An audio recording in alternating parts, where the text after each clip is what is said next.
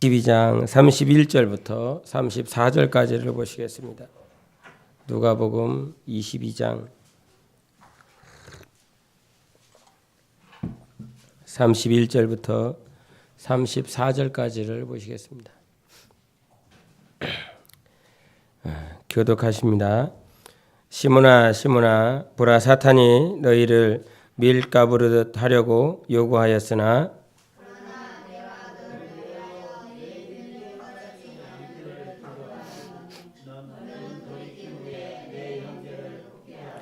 그가 말하되 주여 내가 주와 함께 오게도 죽는 데에도 가기를 각오하였나이다. 이르시되 베드로야 내가 내게 말하노니 오늘 닭 울기 전에 네가 3번 나를 모른다고 부인하리라 하시니라. 아멘. 추우십니까? 더우십니까? 더우시면 괜찮습니까? 알아서 하십시오. 더우시면 벗으시고요. 아니면 너무 꺼주시고 그렇게 해주십시오.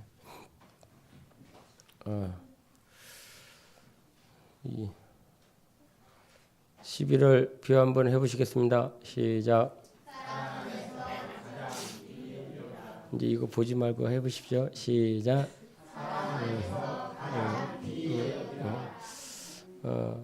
가장 귀히 여긴다라고 하는 게 뭘까요?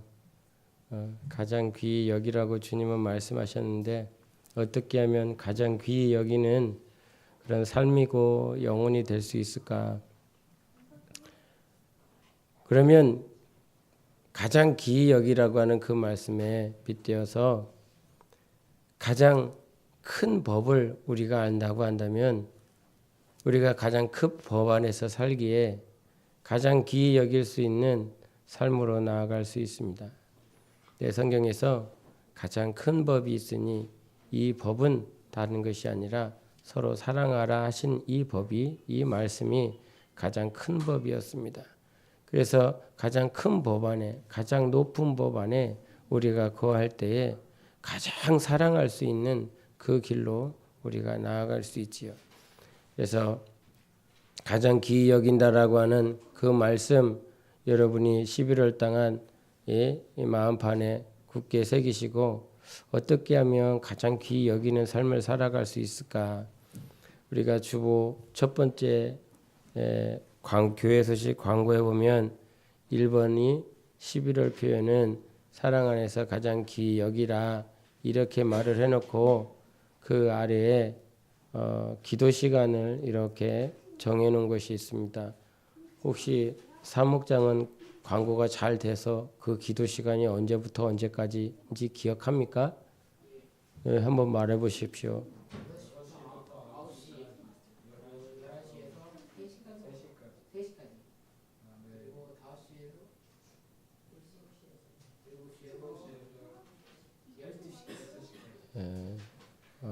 버벅댔지만 그래도 넘어갔네요. 우리에게 하나님께서 기도하라 말씀해 주셨습니다. 기도하는 6시부터 9시, 11시부터 3시, 7시부터 12시까지의 그 시간들 어떻게 하든지 누구를 위해서 기도하는 시간이 아니라 우선 자기 영혼을 위해서 기도하는 시간이지만 그 기도하는 시간을 정말 잘 챙기셔서 11월뿐만 아니라 제가 봤을 땐 12월도 계속 그렇게 기도하는 시간들로 하나님께서 인도하실 것 같은데요. 기도하지 않으면 우리의 영혼은 기도가 호흡이라고 했던 것처럼 기도하지 않으면 죽는 것이 당연합니다. 그리고요, 기도하지 않으면 영혼이 시들시들해져가는 모습이 있다라고 하는 건 아주 지극히 정상적인 현상이고 결과인 것입니다. 시들시들해가는 우리의 영혼을 좀 전에까지라도 내가 시들시들했는데 그 시들시들한 영혼이요 갑자기 확 회복될 수 있는 방법은 말씀과 기도 안에 들어가서 사는 방법밖에 없습니다. 왜? 우리는 영혼이니까 육신의 삶을 사는 사람들이 아니라 영혼의 삶을 살아야 되기에 하나님께서는 그렇게 말씀을 해주셨습니다. 그런데 그 가장 귀히 여길 수 있도록 우리가 기도하자 그랬습니다. 영혼을 살리는 건요 우리 주님께서 살리시는 것입니다. 주님께서 살리시는 것이지 우리의 어떤 수단과 노력으로 방법으로 세워지지 않습니다. 주님이 세워주시는 것. 참 시간이 가면 갈수록 내가 목회에 아니면 영적 생활에 해답을 알았다, 해답을 가지고 가고 있다라고 하는 것에 감사하는 건, 또 감사하고 있는 건 주님이 하셔야 된다라고 하는 것입니다. 모든 삶 가운데 고백이 주님이 하셔야 된다. 그러면 나는 주님이 하실 거니까, 주님이 다 하실 거니까 나는 그냥 가만히 있어야 되나라고 하는 그 말이 아니고요. 주님이 하실 때에 그 하시는 과정 가운데 내가 주님께 붙들려 사용받을 수 있는 통로가 되기 위해서는 거룩해져야 된다. 하나님께서 나를 쓰시기에 불편함이 없는 거룩함이 구별된 삶이 되어야 된다라고 하는 것입니다. 그래서 거룩하게 구별된 삶을 살아가기 위해서 우리 주님이 나를 구별시켜 나가십니다. 나는 저 사람과 구별될래. 나는 저 사람과의 신앙과 믿음과 구별되어져서 저 사람에 비해서 내가 거룩하게 구별되어지게, 그런 것이 아니라 구별시키시는 분은 하나님이시고요.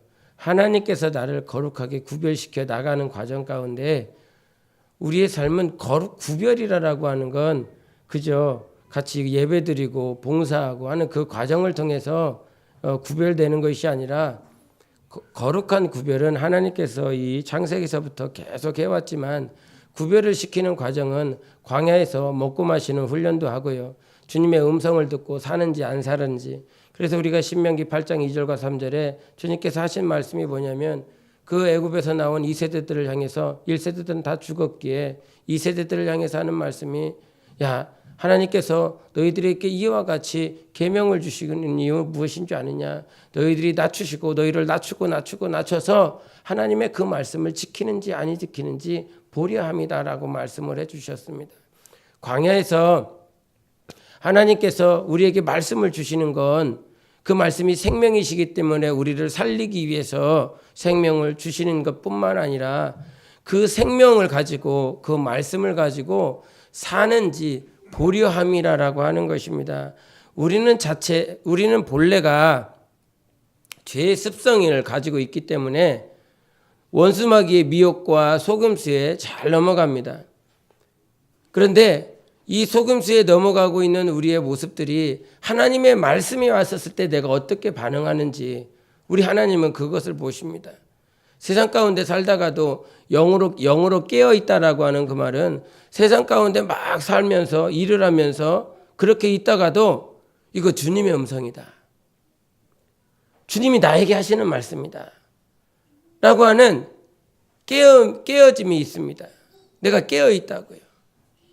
막 평상시에 막 그렇게 살아가고 있습니다. 세상 가운데 일해야 되니까요. 동작하고 행위를 해야 되니까요. 그런데 그런 동작을 무심코 하는 순간에 이건 주님이 나에게 주시는 말씀이고 주님께서 나에게 명령하시는구나 라고 하는 음성이 들릴 수 있어야 됩니다. 그래서 우리가 신앙생활하다 보면 가장 중요한 것이 그 광야 가운데서 주님이 내게 하시는 말씀이야 뭐하라고, 지키는지 안 지키는지 주님이 내게 보시려고 주시는 말씀이야. 하나님 우리에게 달란트를 여러분에게 주셨을 것입니다. 저마다 달란트가 다르지요.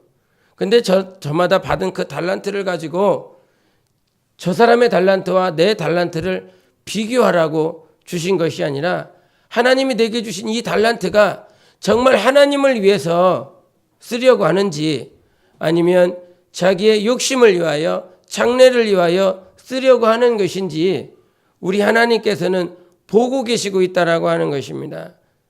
물질도 마찬가지입니다.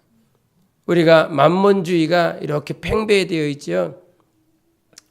그 재물이라고 하는 그 재물 때문에 교회가 다 무너져 가고 있습니다. 여러분이 내가 만몬에 휩싸여 가고 있구나라고 하는 것들을 체크해 보는 방법 가운데 하나가 무엇이냐면 교회가 있지 않습니까? 교회 사이즈가 있습니다. 교회 사이즈. 근데 그 교회 사이즈를 보면서 그 큰 사이즈 안에 있는 목사와 작은 교회 안에 있는 그 목사의 사이즈, 작은 사이즈의 교회에 있는 그 목사가 하는 하나님의 말씀에 대해서 내가 어떻게 듣고 있나? 큰 교회 목사에 대해서는 권위를 주고 작은 교회 목사에게 권위를 주지 않는 모습이 있다면 하나님의 말씀은 동일한데 그 동일한 하나님의 말씀이 보여지는 건물이나 보여지는 성도의 숫자에 따라서 내가 권위를 주고 안 주는 그런 모습이 있다면 여러분은 어느 순간 만몬주의에 빠져가 있습니다. 우리가 장로라고 하는 그 장로의 직분이 있습니다. 몸된 교회도 언젠가는 장로가 나오기를 기대하고 있고 소망하고 있습니다. 그런데 이 장로라고 하는 이 직분을 받을 때에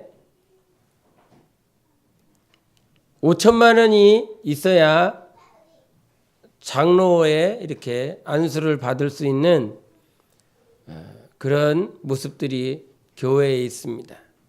즉, 이 말은 물질이 없으면 장로가 되지 못하는 것입니다. 마찬가지로 권사도 1,000만 원이 있어야 권사가 되고 안수집사도 500만 원이 있어야 안수집사가 되는 그러한 시대, 그러한 삶 가운데 있습니다. 성경에는 한 번도 물질로 말미암아 하나님께서 주시고자 하셨던 그 직분 받은 자, 직분을 받아야 될 자가 물질 때문에 못 받는 일이 없었습니다.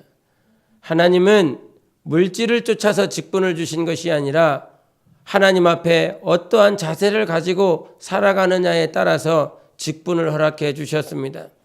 그런데 그와 같은 모습들이 교회에 이렇게 만연되어 있습니다. 장로에게 중요한 건 얼마나 돈을 많이 가지고 있나.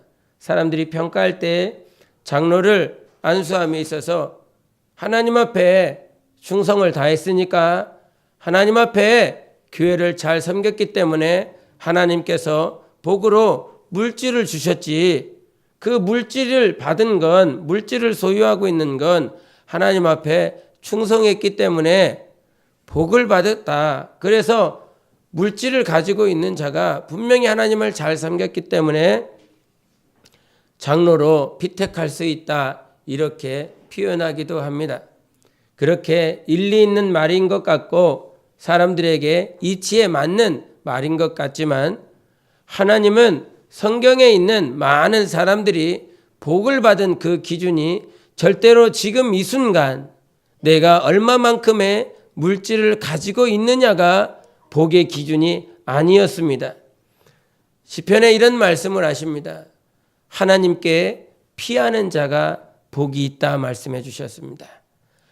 피한다라고 하는 건 세상의 수많은 어려움과 공경에 처했을 때 우리는 스스로 책임지려고 하지만 책임질 수 없습니다. 부족한 우리의 모습들이 있기 때문에, 연약한 모습이 있기 때문에 내가 열심히 돈 벌면 우리 가정 해결할 수 있겠지, 잘 인도할 수 있겠지. 그러나 돈 가지고 가정을 꾸려나갈 수 있는 것이 아니라 우리의 주인은 하나님이십니다. 오늘 말씀을 준비하며 이사야서에 이런 말씀이 있습니다. 같이 읽어보시겠습니까? 다 아시는 말씀인데 41장 10절을 보시겠습니다. 이사야서 41장 10절입니다. 구약 1016페이지에 있습니다. 이사야서 41장 10절 시작. 두려워하지 말라. 내가 너와 함께함이라. 놀라지 말라. 내 하나님이 됨이라. 내가 너를 굳세게 하리라. 참으로 너를 도와주리라. 참으로 나의 의로운 오른손으로 너를 붙들리라. 아멘. 두려워하지도 말고 놀라지도 말라. 그 이유는 두 가지를 말씀해 주셨습니다. 내가 너와 함께하는 것. 두 번째는 나는 내 하나님이기 때문에. 어떤 순간에도 놀라지 말고 두려워하지 말라. 어떻게 보면 이 말씀을 전 평생에 살면서 하나님이 나가 놀라는지 놀라지 않는지, 두려워하는지 두려워하지 않는지 평생에 사는 날 동안 이 말씀이 이루어져 가는 것 같습니다. 예수 그리스도를 믿고 우리가 죽음에 이르기까지 젊었을 때 아니면 노년에 이르렀을 때라 할지라도 환경에 어떤 문제가 닥쳤을 때 내가 놀라나 안 놀라나, 두려워하나 두려워하지 않나. 그런데 우리 하나님은 놀라지 말고 두려워하지 말라라고 하는 그 이유를 내가 너에게 물질을 주리라, 내가 너에게 지혜를 주리라, 내가 너에게 이 어떤 것들로 갚아주리라 이렇게 말씀하시지 않고 놀라지 마라 두려워하지 말라 하신 말씀은 오늘도 내가 너와 함께 하니까 놀라지 말라라 말씀해 주셨고요. 그리고 나는 너의 하나님이라라고 말씀해 주셨습니다. 이 하나님이라라고 하는 이 단어를 다시 한번 곰곰이 생각해 보게 됩니다. 하나님이라고. 하나님이 뭡니까? 생각해 보게 돼서 여러분에게 묻고 싶습니다. 하나님이 뭡니까? 하나님. 하나님이 뭐지요? 한번 대답해 주시겠어요? 하나님은 뭡니까? 하나님, 우리가 사전적 정의가 있지 않습니까? 네? 사전적인 정의에 의해서 하나님은 뭐죠? 뭘 하나님이라고 그럽니까? 하나님. 어떻게 몇십 년을 하셨는데 하나님 정의를 내려 보십시오. 에? 뭐요? 뭐라고 말은 하는데? 에? 갓. 우리가 정의를 내릴 때 어떤 그 정의를 내리라고 하는 그 단어에 대한 존재에 대한 특징을 가지고 이렇게 드러냅니다.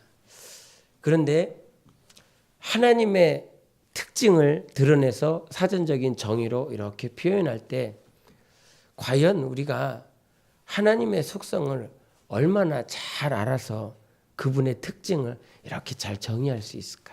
그런 생각을 해보게 됩니다. 보이지 않는 사랑에 대해서, 믿음에 대해서 이렇게 사랑은 뭡니까? 또 헷갈리잖아요.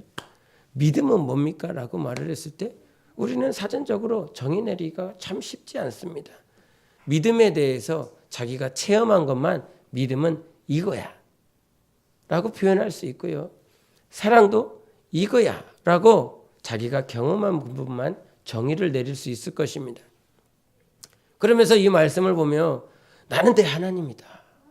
나는 내 하나님이다 라고 하는 이 말씀을 곰곰이 생각해 보면서 나는 내 하나님인데 나는 내 하나님이라고 말씀하시는 그 말씀에 두려워하지 말고 놀라지 말라라고 하는 이 말씀이 내 삶에 어떻게 적용이 되겠나 곰곰이 생각해 보면서 하나님에 대해서 찾아봤는데 이 하나님은 성경에 구약 성경에 말하고 있는 것처럼 하나님의 이름을 우리에게 보이시고 나타내 주셨는데 그것이 여호와였습니다. 여호와. 하나님의 이름을 구약에 보여주신 것이 여호와.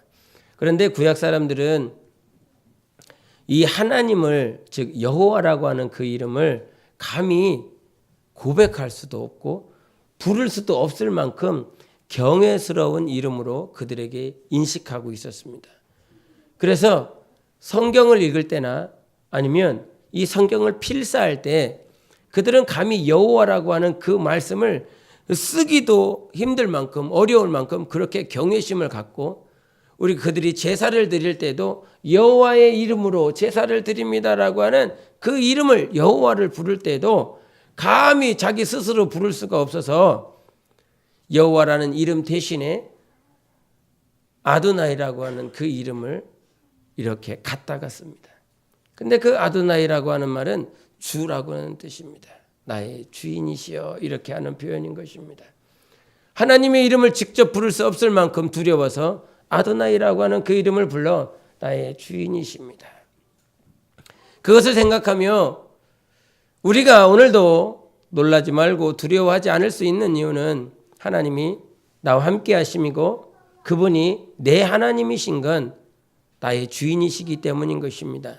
하나님은 우리 삶의 주인이시기 때문에 주인이 원하시는 대로, 주인이 기뻐하시는 대로, 그런데 그 주인이 나를 어떻게 생각하는지가 중요하지 않습니까? 주인이 중요합니다. 나는 내 하나님이다, 즉 나는 네 주인이다 라고 하는 그 말씀이 대단히 중요합니다. 주인이래. 나의 모든 권리를 그가 가지고 있대. 그런데 그것도 중요한 부분이지만 주인이 나를 어떻게 생각하는지가 중요하지 않습니까? 부모가 나를 어떻게 생각하고 있는지, 정말 선생님이 나를 어떻게 생각하고 있는지, 그것이 중요하지 않습니까?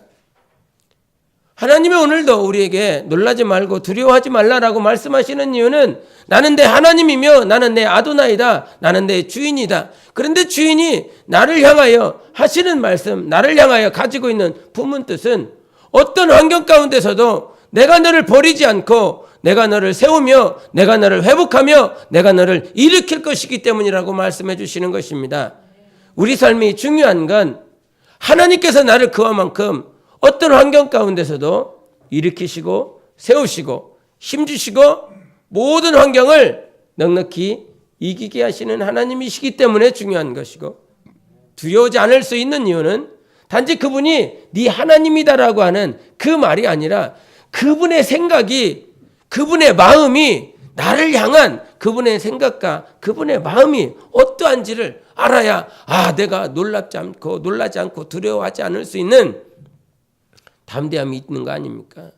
그래서 우리가 신앙생활 가운데 하나님께서 나를 어떻게 생각하고 있는지, 주님이 나를 어떻게 보고 있는지가 얼마나 중요합니까? 신앙생활을 하며 왜 시험에 듭니까? 주님이 우리에게 가르쳐 주신 주기도 가운데 시험에 들지 않게 하소서, 이런 기도를 하게 하셨습니다. 주님이 가르쳐 주셨습니다. 시험은 하나님께서 나를 시험에 들게 하는 것이 아니라 거짓의 영, 원수 마귀, 거짓말하는 자에 의하여 우리가 속임을 받아 시험에 드는 것입니다. 그래서 주님은 우리에게 기도하라고 말씀해 주셨습니다. 시험에 들지 말라. 시험에 들지 말라. 그래서 시간이 가면 갈수록 하나님이 나를 어떻게 생각하는지가, 그것을 잊어버리면 우리의 신앙생활은 어느 순간 절름발이와 같은 신앙생활을 할 수밖에 없는 모습들을 보게 됩니다. 하나님이 나를 향하여 주신, 하나님께서 나를 향하여 품고 있는 그 마음이 성경을 통하여서 가장 큰 법으로 우리에게 보여주신 거예요. 사랑인 것입니다. 하나님이 우리를 생각하고 있는 것은 사랑인 거예요. 그래서 우리가 주님을 닮아가고 있다면 사랑을 갈망하게 되고 사랑을 찾아서 부르짖게 되는 것입니다. 어제 피곤한 몸으로 이렇게 누워있다가 어느 한 영상을 보게 됐는데, 그 영상 제목이 그 사랑, 그 사람, 그 세상이라고 하는 영상이었습니다. 그런데 그 영상을 보면서 이제 그 주인공이 누구냐면 그 안경선이라고 하는 목사입니다. 그 목사가 이렇게 나와서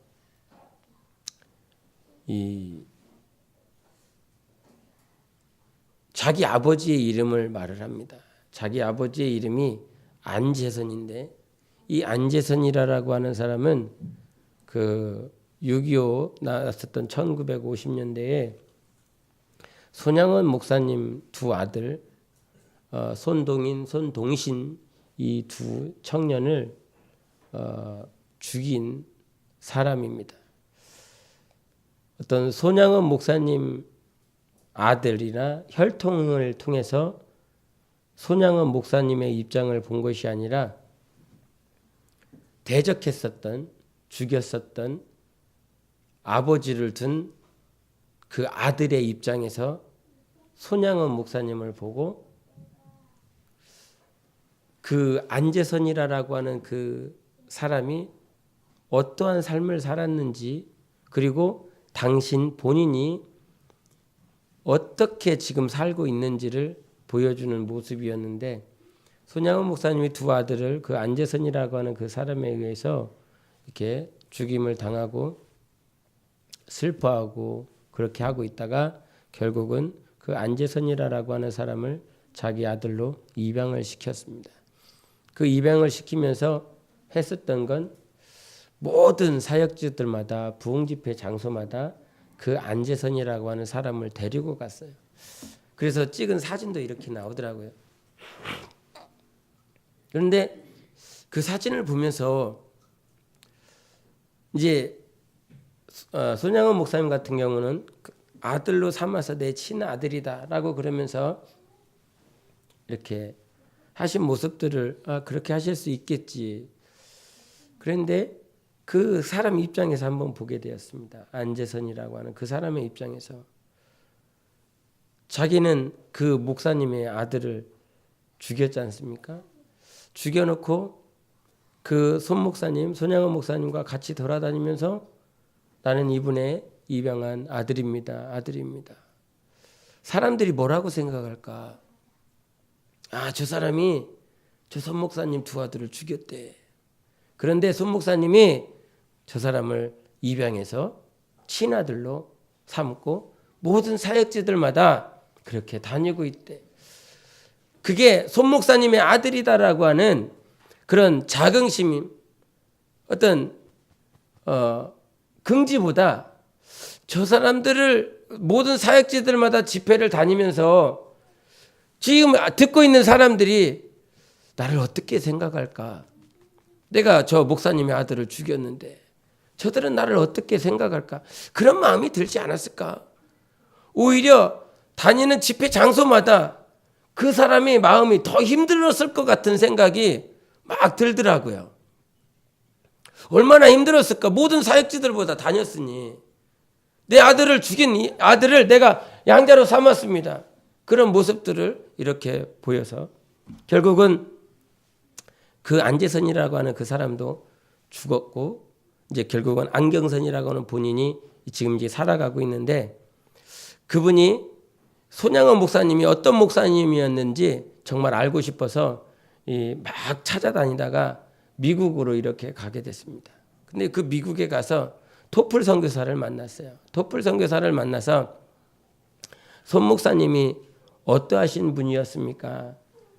근데 그 토플 선교사는 그 미국에서 한센 문둥병자들을 고치기 위해서 그 머나먼 곳에서 와서 그 한센병자들을 돌보며 그들을 고쳐가며 그렇게 살다가 이제 미국으로 귀국을 했는데 그 귀국해서 그 선교사님을 만나서 손양원 목사님은 이런 분이었다. 그리고 당신 아버지를 본 적이 있는데 당신 아버지는 뭐 이렇게 말을 잘 못하더라. 그냥 말을 할 기회가 있었는데 아무런 말을 못하고 그냥 얼굴만 독대하였다. 이런저런 얘기를 하다가 토플 선교사한테 이 안경선 목사님이 되셨는데 그 목사님이 이런 얘기를 하셨습니다. 아버지가 평생 괴로워하시면서 사신 것 같은데 저도 숨기고 싶었던 과거고 아버지의 이야기이지만 많은 사람들 앞에 많이 부끄럽고 그런데 그 부끄러움 너머에 한국 사회가 외면했던 한센인들 머나먼 이국 땅에 오셔서 어렵게 한국 사람들보다 더 한센인들을 더 사랑하시는 선교사님을 바라보면서 나는 같은 목사이지만 왜 나는 그런 사랑이 없을까? 여기까지 말을 하더니 말을 이어가지를 못하는 거예요. 이제 그 문장이 저한테 아주 깊이 박히는 것입니다. 나는 같은 목사이지만 왜 나는 그런 사랑이 없을까? 이 한마디를 하며 코끝이 찡해지면서 말을 못하고 막 이렇게 울먹거리는 그 목사님의 모습을 봤습니다. 그러다 결국은 그 정말 자기를 두 손으로 자기 얼굴을 가리고 막 이렇게 어떻게 자기의 마음을 주체하지 못하는 그 목사님의 얼굴을 봤습니다. 나는 같은 목사지만 왜 나에게는 그런 사랑이 없을까? 여러분에게 한번 적용해 보십시오. 나는 같은 목사인데 왜 나한테는 그런 사랑이 없을까? 먼 이국 땅에서 자기 자신을 부인하고 자기 장래를 부인하고 이국 땅에서 그렇게 배 타고 과거에 몇 달에 걸려서 한국 땅에 와서 어떤 보통 사람들, 평범한 사람들에게 복음을 전한 것이 아니라 당시에 1200명이나 되는 그 문둥병자들 앞에서 문둥병자들이 이게 한센인들이 그 영상에 나오더라고요. 턱이 막 여기까지 떨어지고요. 눈은 여기까지 감기고요. 눈과 귀가 아주 분리되어 있고요. 그런 모습들, 그런 사람들 손이 다 잘려져 나가고 하는 그런 사람들 1200명들이 다 모여 있는 그 자리에서 그 목사님은 그 선교사 의료 선교학에서 왔었던 그 선교사님은 그들을 다 대하며 그들과 대화하며 그들을 고쳐가며 그렇게 살면서 한국 사람들은 그것이 전염될 거라 생각해서 그들을 다 무리지어서 그렇게 따로 시설들을 마련해 놓고 상종도 하지 않았었던 그들이었었는데 그 사람은 뭐라고? 의사이면 그 나라에서 모든 장래가 보장되는 삶을 살아갈 수 있었고 자기 자녀들도 자식들도 그렇게 아주 부유하게 살아갈 수 있는 유망한 직종에 사는 사람이었는데 그 모든 직종을 다 내버려 두고 먼 이국 땅에 와서 아무도 쳐다보지 않고 같은 피 색깔, 같은 종족이었고 같은 문화권에 있는 사람도 무시하고 상종하지 않는 그들을 향하여 복음을 전하고 예수를 믿고 치료하고 이렇게 하는 길로 인도하는 삶을 사는 그 톱볼 선교사 앞에서 나는 같은 목사인데 왜 나한테는 그런 사랑이 없을까? 그냥 입술로만 고백하는 것이 아니라 자기 안에 자기 자신을 되돌이켜 보는 겁니다. 왜 나에게는 그런 사랑이 없을까? 저에게 정말 많은 울림이 됐습니다. 막 피곤하고 정신도 하나도 없는데 그 한 단어가 왜 나에게는 그런 사랑이 없을까? 왜 나에게 그런 사랑이 없을까? 주님 앞에 막 너무 힘든데 그 영상을 보고 나서 이게 잠자리로 드는 것이 주님께 죄송스러워서 무릎을 꿇고 주님께 기도했습니다. 주님, 안경선 목사가 이런 고백했습니다. 나는 왜 같은 목사인데 그런 사랑이 없습니까? 라고 하는 이 고백을 했습니다. 주님, 저에게도 아마 그와 같은 모습들이 참으로 많을 것인데 왜 크리스천들에게 우리 정말 주님을 사랑한다라고 하는 우리들에게 왜 그와 같은 사랑이 없습니까? 왜 그와 같은 사랑이 우리 삶 가운데 우리 영혼에 없습니까? 그랬더니 생각나게 하시는 말씀이 마태복음 10장 37절과 38절의 말씀이었습니다. 제가 읽겠습니다. 아비나 어미를 나보다 더 사랑하는 자는 내게 합당치 아니하고 아들이나 딸을 나보다 더 사랑하는 자도 내게 합당치 아니하고 또 자기 십자가를 지고 나를 쫓지 않는 자도 내게 합당치 아니하니라. 이 말씀 가운데서 첫 부분에 나와 있던 아비나 어미를 나보다 더 사랑하는 자는, 이 말씀이 왜 너희들에게 사랑이 없는지 아냐? 왜 사랑이, 목사인데 왜 사랑이 없을까? 전도사인데 왜 사랑이 없을까? 권사며 집사며 직분을 가지고 있는 사람인데 왜 사랑이 없을까? 그러면서 이 말씀을 생각나게 해주시며 아비나 어미를 나보다 더 사랑한다라고 하는 그렇게 말씀해 주시지 않고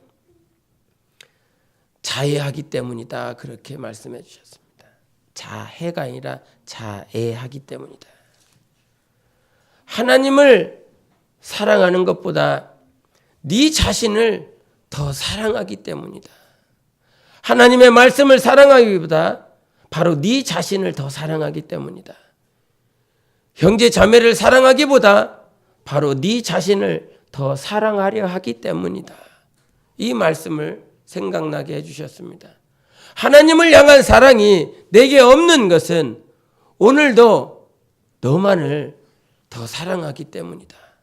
네 자신을, 너라고 하는 그 테두리를 더 사랑하기 때문이다.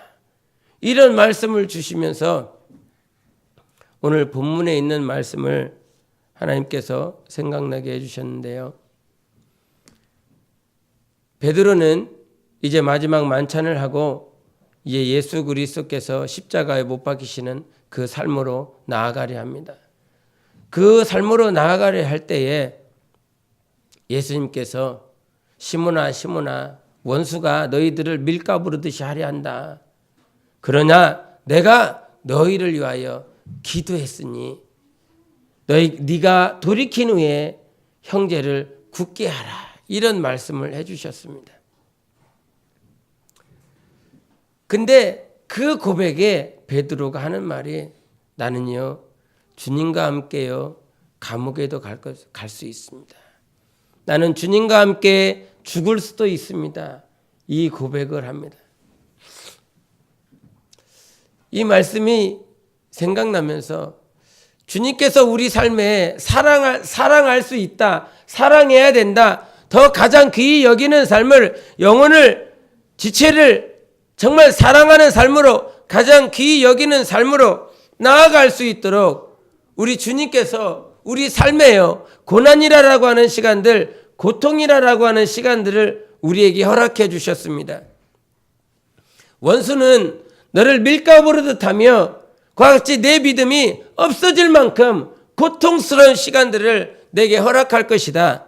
그러나 내가 너를 위해서 기도했다. 내가 너를 위해서 기도했다. 우리 삶에 정말 필요한 것이 무엇이었냐면 기도라고 하는 것입니다. 기도. 베드로의 마음의 자세는 이거였어요. 내가 주님과 함께 감옥에도 갈 거예요. 내가 주님과 함께 죽을 겁니다. 만약에 베드로가 감옥에 갔습니다. 그렇다고 한다면 많은 사람들이 예수 그리스도에 위하여 예수 그리스도 때문에 감옥에 갔다라고 할 만큼 저 사람 참 믿음이 좋아요. 저 사람은 참 주님을 사랑해요 라고 하는 명성을 아마 얻지 않았을까 생각해 본다 이 말이죠. 명성도 명예도 수많은 사람들로부터의 존경을 받을 수 있었을 것입니다. 감옥까지 갔으면 죽음에 이르렀으면. 그런데 주님은 베드로의 마음의 자세가 주님과 함께 감옥에도 가고 정말 함께 죽을 수 있는 그 마음의 자세를 칭찬해 주신 것이 아니라 지금 베드로는 주님이 정말 원하시는 것을 몰라요. 주님이 그 베드로를 위해서 기도한 이유가 네가 나와 함께 감옥에도 가고 죽을 수 있을 만큼 순교할 수 있을 만큼 그런 영혼의 복된 자리로 나아가는 그것을 위해서 주님께서 베드로를 위해서 기도한 것이 아니었습니다.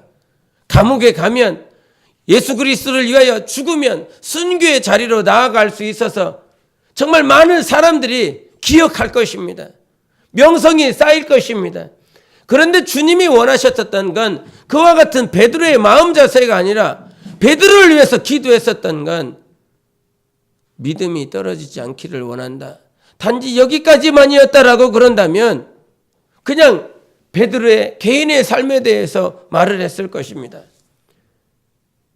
그러나 우리 주님은 네가 돌이킨 후에 주님은 알고 계셨습니다. 베드로가 돌이킬 것을, 베드로가 회복될 것을, 베드로가 일어날 것을, 성령의 충만함을 받을 것을 우리 주님은 아셨습니다.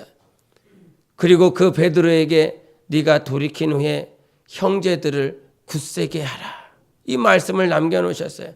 주님이 베드로에게 정말 원하셨던 건 네가 밀가부르듯이 믿음이 없어질 만큼 힘들고 어려운 상황 가운데 나아갈 것이지만 돌이킬 것이다. 돌이킬 거니 돌이키고 나서 네 형제들을 굳세게 하라. 그런데 베드로는 그게 들어오지 않아요. 주님이 나에게 무엇을 요구하시는지 들리지 않아요. 자기의 각오, 자기의 준비된 마음, 내가 주님을 향한 마음이 어떠한지 그것만 주님 앞에 아뢰고 있어요. 우리가 기도가 무엇이었습니까? 나의 원하는 것을 주님 앞에 아뢰는 것이 아니라 주님이 나에게 뭘 원하시는지, 오늘도 주님께서 기도하시는 것은 무엇이냐면 나는 너에게 이것을 원한다 아닙니까? 나는 네가 이렇게 되어지기를 원한다. 주님은 내 영혼을 위해서 그와 같이 기도하고 있는데 그것이 들리지 않아요. 주님께서 나에게 하시는 그 말씀이 들릴 때에 우리는 온전한 기도를 할 수 있습니다. 우리가 어떤 각오를 하느냐, 우리의 그 각오는 새벽딱 3번 울기 전에 네 각오는 다 무너지는 거 아닙니까? 네 각오는요, 조금 지나면 지금 내가 만찬했어요. 만찬했습니다. 만찬하고 나서 12시간도 채 지나지도 않았어요. 그 각오가 내가 주님과 함께 죽겠습니다.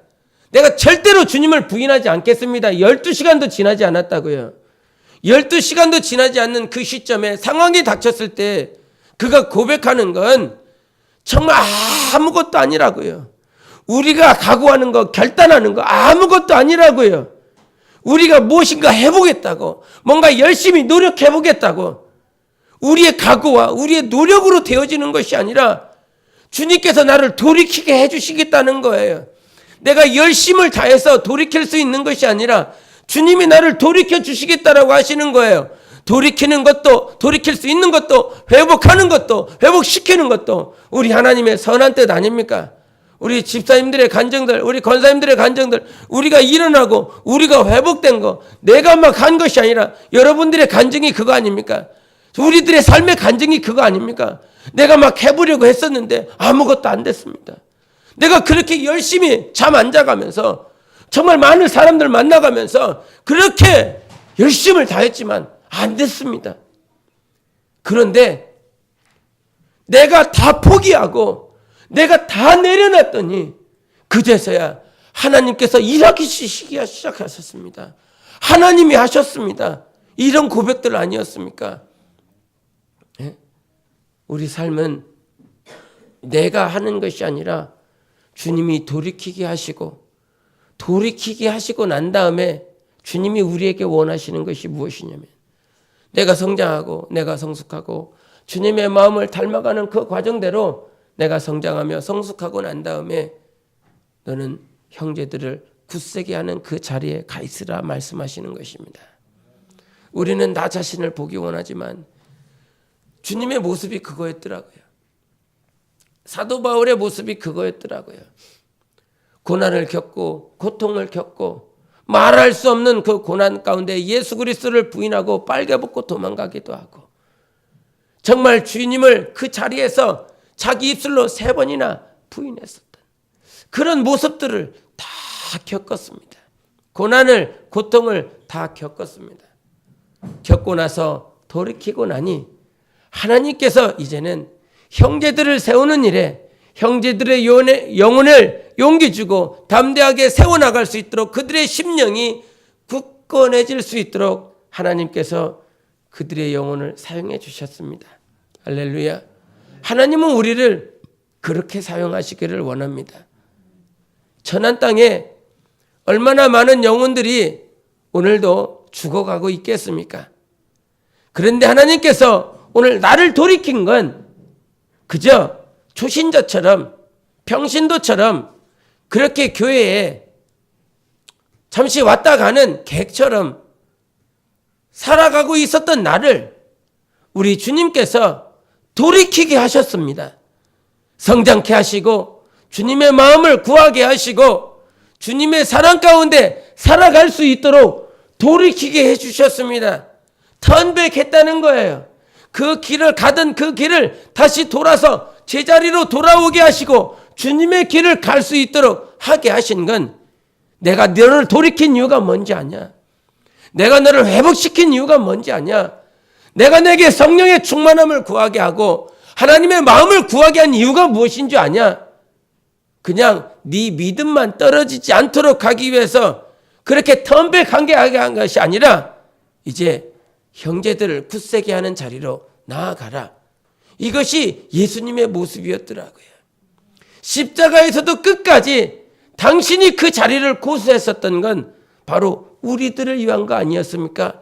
우리들을 세우기 위해서, 우리들을 경고하기 위해서 2000년이 지나도 예수 그리스도를 기억하고 예수 그리스도의 말씀을 기억하고 예수 그리스도의 십자가를 내가 기억해서 흔들리지 않고 영생을 향하여 갈 수 있도록 주 예수께서 그렇게 살아주셨지 않습니까? 사도 바울의 모습이 그랬었고요. 베드로의 모습이 그렇지 않습니까? 네가 돌이킨 후에 네 형제들을 굳세게 하라. 자기가 어떻게 합니까? 그러나 성령님이 임하시고 성령의 인도를 받아 성령 충만한 가운데 살아가다 보니 자기 자신보다는 은과 금은 내게 없으나 내게 있는 것 곧 나사렛 예수 이름으로 일어나 걸어라라고 말씀해 주셔서 그의 영혼이 하나님 앞에 돌아올 수 있도록 그가 사용받을 수 있었던 것이었습니다. 주님이 우리를 돌이키게 하시고 우리의 믿음이 없어지지 아니하고 다시 회복되고 살아날 수 있도록 해주신 건 그저 나만의 믿음이 아니라 하나님께서 우리 모두를 사랑하셔서 저 형제를, 저 자매를, 저 지체를 굳세게 하는 일에 우리 주님께서 우리를 불러 모아주셨습니다. 우리의 고난과 우리의 고통이 감사한 건 우리가 고통을 겪어보면 이제서야 그 고통을 겪고 있는 영혼들을 아우를 수 있고 포용할 수 있는 것입니다. 하나님이 여러분들을 형제들을 굳세게 하는 그 자리로 인도하시기를 또 하나님께 그 인도받는 삶이 되시기를 예수 이름으로 축원합니다. 우리에게 주신 그 고난과 그 고통은 나뿐만 아니라 주님의 나라를 세우기 위하여 하나님께서 허락하신 시간들인 것입니다. 그래서 진정 우리 삶에 나의 자세를 주장하지 마세요. 내 마음과 내 각오가 이렇다고 우리는 12시간 채 지나기도 전에 무너질 만한 각오요, 무너질 만한 마음의 자세를 가지고 있는 자들입니다. 하나님 앞에 내 마음의 자세가 이렇다고 내가 이런 각오를 했다고 이렇게 하지 마시고 우리 33절을 보시겠습니다. 22장 33절. 22장 33절 시작. 그가 말하되 주여 내가 주와 함께 오게도 죽는 데에도 가기를 각오하였나이다. 각오했다라고 하는 것입니다. 이미 준비가 다 되어 있습니다. 마음에 그런 마음이. 그런데 우리 삶은 하나님 앞에 내가 나의 이런 각오 때론 자유의지를 주셨기 때문에 그 의지가 중요합니다. 그런데 내 의지보다 내 각오보다 내 준비된 마음보다 더 중요한 것이 22절에 내 믿음이 떨어지지 않기를 기도하였노니 라고 하신 말씀처럼 하나님 내 마음은 이렇습니다. 하나님을 향한 자세와 마음의 태도가 이렇습니다라고 하는 나의 주장을 하나님 앞에 말씀하시지 마시고 기도하는 삶이 되셔야 되는 것입니다. 각오보다 내 마음의 자세보다 지금 당장 주님께서 우리에게 요구하시는 건 하나님이 나의 아도나이라고 고백하며 무릎 꿇는 기도의 시간인 것입니다. 각오를 말하지 말고 두 주먹 불 건지며 이렇게 나의 자세가 이렇다고 고백하기 이전에 그것보다 더 주님이 요구하시는 건 내 앞에 무릎을 꿇라라고 하는 것입니다. 마찬가지로 우리 하나님께서 내가 순교할 만큼 이렇게 각오를 가지고 있습니다 라고 하는 그 삶보다 우리 주님께서 그 삶보다 주님께서 지금 나에게 원하시는 것이 나는 네가 네 형제를 굳세게 하기를 원한다 이렇게 말씀하시는 것입니다. 우리는 그냥 순교했으면 좋겠지요. 그렇지 않아요. 순교해서 첫째 부활하고 싶어요. 그런데 주님께서 첫째 부활 순교하는 그 자리보다 이 베드로는 순교까지 하겠다라고 말을 했지만 아니 순교할 필요 없어. 나는 너에게 지금 요구하는 것이 순교가 아니라 네 형제들을 굳세게 하는 자리로 가는 거야. 지금 당장 우리 삶에 주님이 무엇을 원하시는지 우리가 알 때에 사랑 안에서 가장 귀히 여기는 삶을 살아갈 수 있습니다. 주님, 데살로니가전서에 이 말씀이 있습니다. 이 말씀이 있는데 그 말씀 5장에서 이렇게 서로 사랑 안에서 가장 귀히 여기고 너희끼리 서로 화목하라 이 말씀을 하시며 그 후반부에 하시는 말씀이 4가지에 대해서 이렇게 말씀을 하시는데 그 말씀이 뭐냐면 여러분 아시는 말씀처럼 삼가 누가 누구에게든지 악으로 악을 갚지 말게 하고 서로 대하든지 모든 사람을 대하든지 항상 선을 따르라. 항상 기뻐하라. 쉬지 말고 기도하라. 범사에 감사하라. 이것이 그리스도 예수 안에서 너희를 향하신 하나님의 뜻이니라. 이런 말씀을 해주셨습니다. 사랑 안에서 가장 귀히 여기라. 너희끼리 서로 화목하라. 이 말씀을 해주시고 나셔서 이 말씀을 하셨는데, 여기에 보면 항상 선을 따르라. 항상 기뻐하라. 쉬지 말고 기도하라. 범사에 감사하라. 근데 이 말씀이 다 항상인 거예요. 다 항상. 항상 선을 따르라. 이거 항상이니까요. 항상 기뻐하라. 이 말씀이 있고요. 쉬지 말고 기도하라. 이 말씀은 뭐 말입니까? 항상 기도하라는 말 아닙니까? 쉬지 말고 기도하라는 말은 항상 기도해라. 범사에 감사하라. 이 말도 범사라고 하는 것은 모든 일들 아닙니까? 그러므로 항상 감사하라. 이 말인 것이죠. 항상 기뻐해. 항상 감사해. 항상 선을 따르고 항상 기도하고 항상 선을 따르며 기뻐하라라고 이렇게 말씀해 주셨습니다. 항상 그렇게 살아가라고. 하나님이 원하시는 것이 무엇인지를 알아야 되는 거예요. 가장 귀하게 여길 수 있는 건 우리는 그렇게 할 수가 없습니다. 그러므로 쉬지 말고 기도해. 항상 기도해. 기도하는 그 삶을 살아갈 때에 우리가 정말 영혼을 귀하게 여길 수 있는 삶으로 나아갈 수 있습니다. 기도하지 않으면서 무슨 구제하면서 육신의 일 가지고 영혼들을 귀하게 여길 수 있는 자리로 나아가지 못해요. 오늘 내가 너에게 믿음이 떨어지지 않기를 기도하는 거야. 네 각오보다 더 중요한 것이 주님의 기도였던 것처럼 오늘도 주께서 11월 동안 우리에게 가장 귀하게 여길 수 있는 삶으로 나아가는 일에 최선의 길로 주님께서 가르쳐 주신 건 항상 기도하라는 것입니다. 쉬지 말고 기도함으로 영혼을 사랑하는 그 길을 승리하시기를 바랍니다. 우리 함께 기도하시겠습니다.